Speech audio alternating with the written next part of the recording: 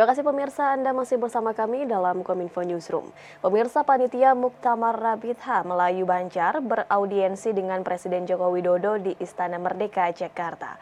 Panitia Muktamar Rabitha Melayu Banjar mengapresiasi pembangunan Ibu Kota Nusantara dan juga menilai IKN akan membuat keseimbangan pembangunan di daerah.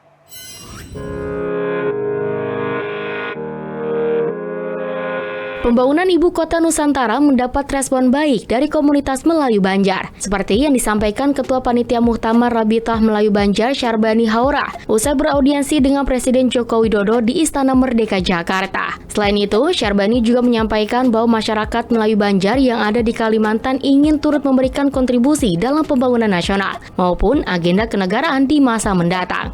Kita juga dalam pertimbangan kami, kajian kami bersama, kita juga menilai adanya Ibu Kota Nusantara itu pilihan luar biasa untuk keseimbangan pembangunan. Jadi secara umum kita support, kita dukung adanya Ibu Kota baru itu. Di kesempatan tersebut, Syarbani juga mengundang Presiden untuk menghadiri acara Muktamar Rabitah Melayu Banjar yang akan diselenggarakan pada Februari mendatang. Nah, dan alhamdulillah kalau tidak ada halangan, beliau berkenan hadir.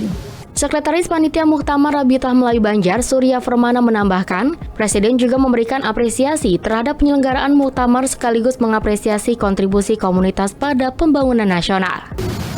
Beliau mengapresiasi dengan adanya acara ini dan kontribusi dari masyarakat Banjar Melayu yang mayoritas di Kalimantan dan di ibu kota itu.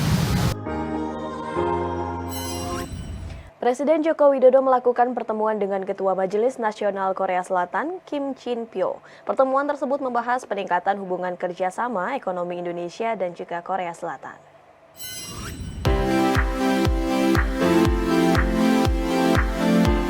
Presiden Joko Widodo pada Rabu 19 Januari 2023 menerima kunjungan Ketua Majelis Nasional Korea Selatan, Kim Jin Pyo.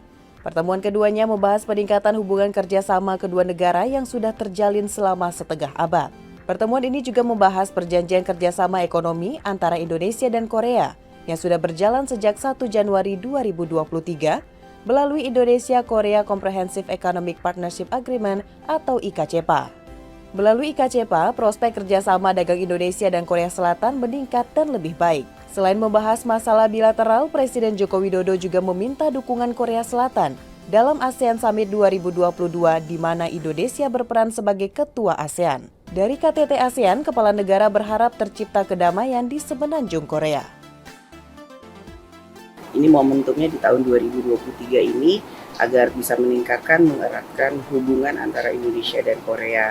Kemudian yang kedua, sejak 1 Januari yang lalu sudah berlaku IKCPA, sehingga memang hubungan kerjasama perdagangan Indonesia dan Korea diharapkan lebih bisa meningkat dan membaik di tahun-tahun yang ke depan. Juga harapan dari Korea untuk bersama dengan Indonesia bisa menjaga kedamaian atau harmoni yang ada di semenanjung Korea. Juga selanjutnya adalah permintaan dari Bapak Presiden Jokowi kepada Ketua DPR Korea dan pemerintah Korea untuk mendukung keketuaan presidensi atau keketuaan KTT ASEAN yang saat ini dipegang oleh Indonesia atau Presiden Jokowi.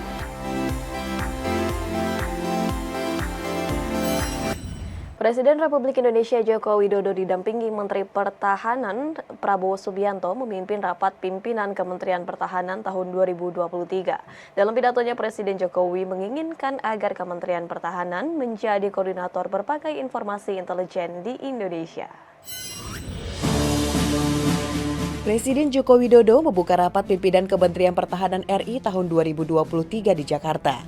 Dalam sambutannya, Presiden Joko Widodo menginginkan agar Kementerian Pertahanan menjadi koordinator berbagai informasi intelijen ketahanan dan pertahanan di Indonesia. Menurutnya, informasi intelijen merupakan kunci untuk menentukan langkah preventif di tengah instabilitas global. Oleh karena itu, Presiden RI Joko Widodo meminta Kementerian Pertahanan untuk bisa mengorkestrasi informasi intelijen pertahanan dan keamanan. Selain itu, Presiden juga meminta Kemhan untuk dapat menyampaikan informasi intelijen secara cepat sehingga dapat digunakan untuk menentukan langkah mitigasi atas kejadian yang sudah diketahui sebelumnya. Minta Kementerian Pertahanan harus bisa menjadi orkestrator, bisa mengorkestrasi dari informasi-informasi intelijen pertahanan dan keamanan yang kita ini punya di mana-mana. Ini harus diorkestrasi agar menjadi sebuah informasi yang satu, sehingga kita memutuskan policy, memutuskan kebijakan ini betul, paling tidak mendekati benar. Ini akan terjadi, kemungkinan akan terjadi seperti ini. Jangan sudah kejadian saya baru diberitahu. Sekali lagi, informasi intelijen menjadi sangat vital. Sementara itu pemirsa, dalam kunjungan kerja ke Provinsi Sulawesi Utara, Presiden Joko Widodo meresmikan Bendungan Kuil Kawangkoan, Kabupaten Minahasa Utara. Bendungan Kuil Kawangkoan ini dapat dimanfaatkan untuk pembangkit listrik tenaga mikrohidro yang mampu menghasilkan tenaga listrik.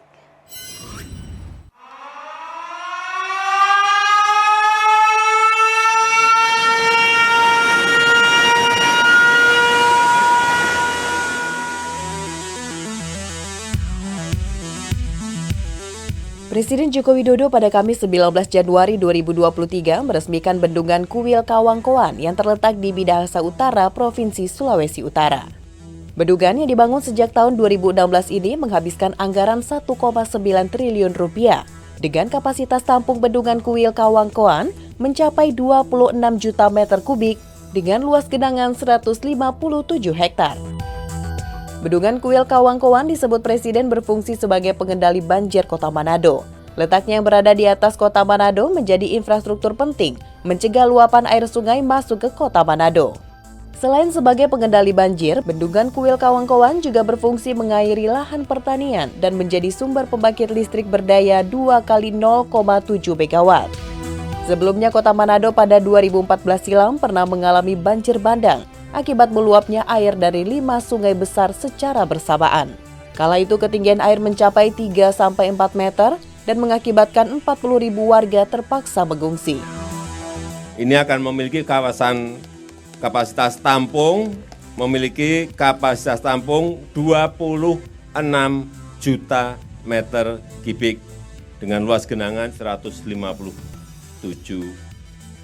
hektar yang bisa nanti untuk pembangkit listrik, kemudian mengurangi banjir yang ada utamanya di Manado dan juga untuk pertanian karena ini berada di atas Manado.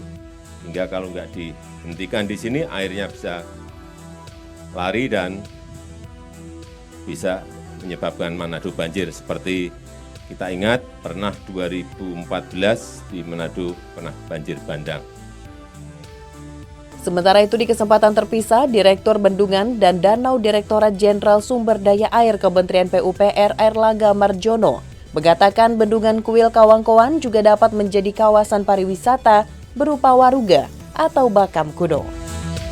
Bendungan ini mempunyai kapasitas tampung sebesar 26,89 juta dan memiliki manfaat yaitu pengendalian banjir Kota Manado dan penyediaan air baku untuk Kota Manado, Kabupaten Minahasa Utara dan Kabupaten Kota Bitung.